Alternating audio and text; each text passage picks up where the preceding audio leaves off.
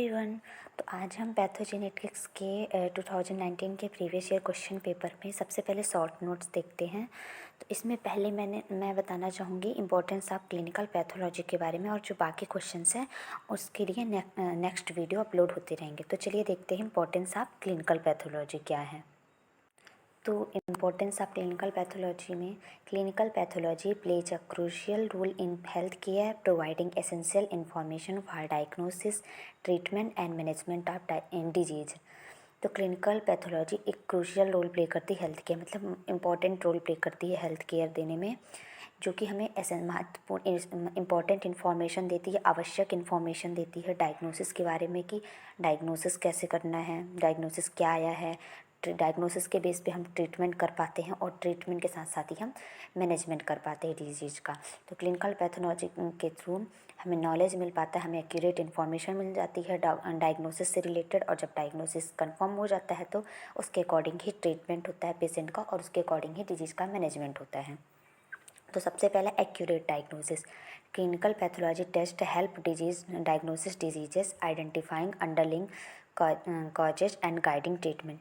तो सबसे पहला इसका इंपॉर्टेंस यही है कि एकदम एक्यूरेट करेक्ट डायग्नोसिस देना।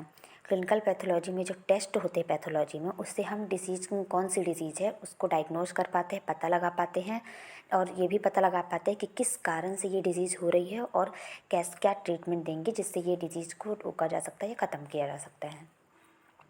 दूसरा है patient care, informing treatment decisions, monitoring disease progression and adjusting therapy. Patient care में क्या हेल्प करती है क्लिनिकल पैथोलॉजी, तो किस टाइप का ट्रीटमेंट देना है उसका डिसीजन लेने में इंफॉर्मेशन मिल जाती है। अगर एक्यूरेट डायग्नोसिस मिल गया तो उसके बेस पे ही किस टाइप का ट्रीटमेंट देना है उस पर्टिकुलर डिसीज़ के लिए, उसका डिसीजन लेने में हेल्प मिलती है।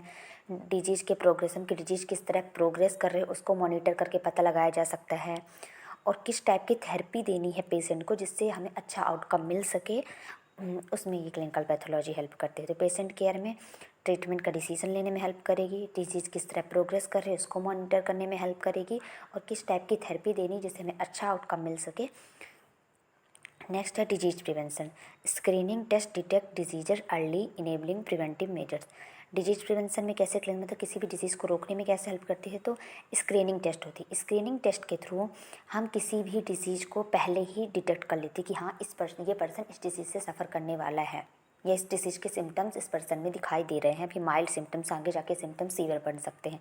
तो जब वो डिजीज़ के सिम्टम्स माइल्ड हों उसी टाइम पे डिटेक्ट कर सकते हैं, और उसके बाद कौन कौन से प्रिवेंटिव मेजर्स यानी कौन कौन से बचाव के तरीके हमको लगाने हैं या उसमें इम्प्लीमेंट करने हैं जिससे वो डिजीज़ को रोक सके।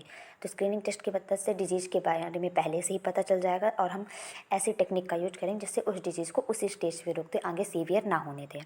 Research and development, advancing medical knowledge, improving diagnostic technique and developing new treatment. Research and development में क्लिनिकल पैथोलॉजी कैसे हेल्प करती है, तो जो मेडिकल नॉलेज है उसको एडवांस लेवल, हाई लेवल में इम्प्रूवमेंट कराती है। नई नई डायग्नोसिस की टेक्निक आएंगी, नई नई चीज़ें पता चलेंगी जिससे मेडिकल नॉलेज में इम्प्रूवमेंट होगी, जो डायग्नोस करने की टेक्निक उसमें इम्प्रूवमेंट आएगी, और उसके बाद नए नए ट्रीटमेंट की टेक्निक भी डेवलप करने में हेल्प करती है। क्वालिटी एश्योरेंस कैसे, ensuring laboratory accuracy, reliability and safety. ये लेबोरेटरी की एक्यूरेसी की लेबोरेटरी एकदम एक्यूरेट होनी चाहिए, रिलायबल होनी चाहिए और सेफ़ होनी चाहिए। पब्लिक हेल्थ सर्विलेंस में monitoring infectious disease, detecting outbreak and tracking disease. Public health के सर्विलेंस में वो सर्विलेंस कहा जाए सर्वेक्षण, सर्वे करना इन सिंपल लैंग्वेज की पब्लिक हेल्थ सर्वे में कैसे हेल्प करेगी, तो इस क्लिनिकल पैथोलॉजी की मदद से हम जो भी इन्फेक्शस डिजीज है उसको मॉनिटर कर सकते हैं, जो भी कम्युनिकेबल डिजीज है उसको मॉनिटर कर सकते हैं कि जो एक पर्सन से दूसरे पर्सन में सोसाइटी में फैल सकती है, उसके आउटब्रेक को मतलब उस डिजीज़ को कैसे, उसकी लिंक को, उसके चैन ऑफ इन्फेक्शन को हम तोड़ सकते हैं, ब्रेक कर सकते हैं, उसके बारे में पता चल जाता है। और जो डिजीज़ के जो ट्रेंड चल रहे हैं उसके बारे में पता चले कि इस टाइम पे कौन सी डिजीज़ ज़्यादा, कम्युनिकेबल डिजीज़ ज़्यादा सोसाइटी में या पब्लिक हेल्थ को इफ़ेक्ट कर रही है।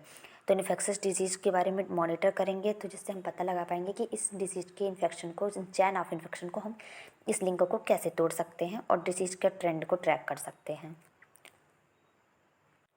नेक्स्ट है थेरापेटिक मॉनिटरिंग, मतलब ट्रैकिंग करते मेडिकेशन इफेक्टिवनेस और टॉक्सिसिटी के। थेरापेटिक मॉनिटरिंग मतलब क्लिनिकल पैथोलॉजी की मदद से हम किसी भी मेडिकेशन, जो भी मेडिसिन दे रहे हैं हम पेशेंट को, वो कितनी इफ़ेक्टिव है वो पता लगा सकते हैं, और उससे कौन कौन सी टॉक्सिसिटी, कहीं वो टॉक्सिक, ज़्यादा टॉक्सिक तो नहीं है पेशेंट के लिए, कि उसके बेनिफिट्स तो मिले पर उससे ज़्यादा एडवर्स इफेक्ट या साइड इफ़ेक्ट्स तो नहीं है, वो पता कर सकते हैं। इसके इंडिकेशंस क्या है, कॉन्ट्रा इंडिकेशंस क्या है, इसके एडवर्स इफेक्ट क्या हो सकते हैं, साइड इफेक्ट क्या हो सकते हैं, उसके बेनिफिट्स क्या होते हैं, ये सब पता कर सकते हैं। Forensic medicine providing evidence in legal proceeding, legal proceeding करने में भी एविडेंस की मदद करते हैं। अगर कोई पोस्टमार्टम वगैरह के थ्रू या डेथ, उससे पता लगाया जा सकता है कि किसी ए पर्सन की डेथ किस रीजन से हुई है। लीगल पर्पज के लिए भी फॉरेंसिक मेडिसिन की मदद से यूज कर सकते हो। तो ये सब क्लिनिकल पैथोलॉजी के ओवरऑल इंपॉर्टेंस हो गए। आई होप आपको मेरे वीडियोज़ पसंद आ रहे हैं, तो please like, share and subscribe my channel.